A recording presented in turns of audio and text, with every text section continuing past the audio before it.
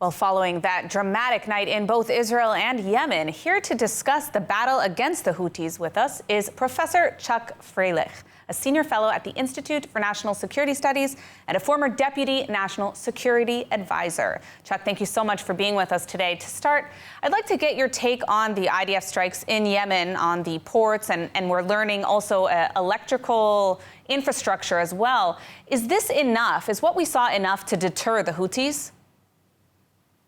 Well, that's a very good question, and I don't think we know the answer to it at this point. They have, I think, a relatively high tolerance for pain. They are a very radical group, and it's unclear if they can be deterred, what it will take. Unfortunately, I tend to think that the answer is not.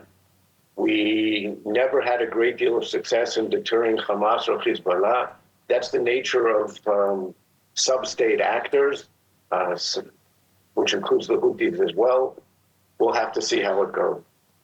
What do you think it would take? Is there any action that Israel and the entire West, Israel's allies, could take that would actually deter the Houthis from carrying out these sporadic missile attacks?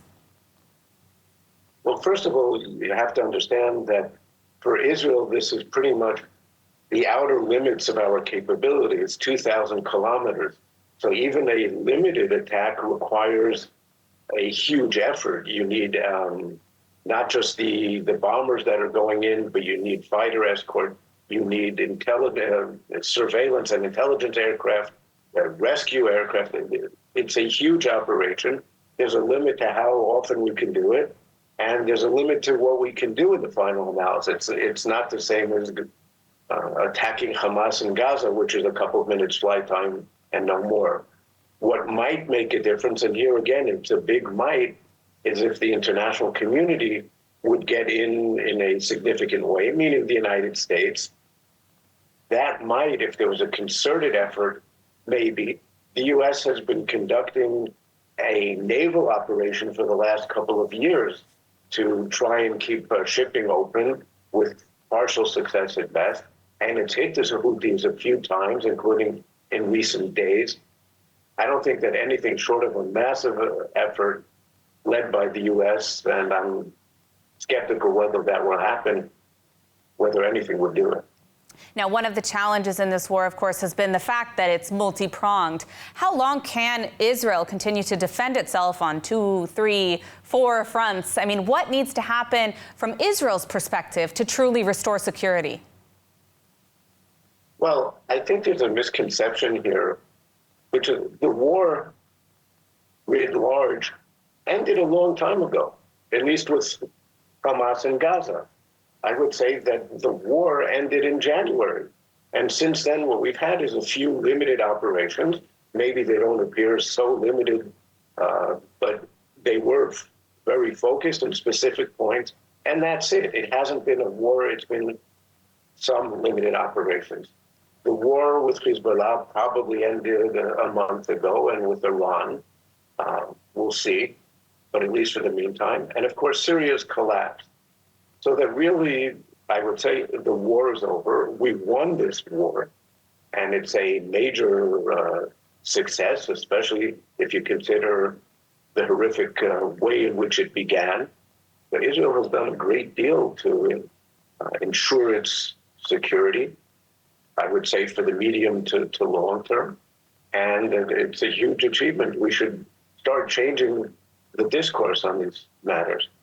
Now, from the Islamic Republic's perspective, they've been really humiliated in this war, now driven out of Syria as well. And the Houthis finally targeted last night, not the first strike, but we know last night as well. And we know the regime is making a major push right now for nuclear weapons.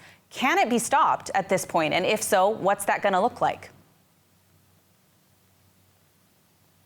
The entire history of the U.S. and Israeli attempt to prevent Iran from going nuclear has been one of repeated gains in time, postponing the day when Iran had a nuclear capability.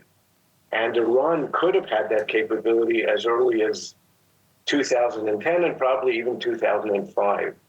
And they chose not to cross the nuclear threshold, not because they didn't have the capability, they did, but because the price that they would have paid in terms of international pressures was too high.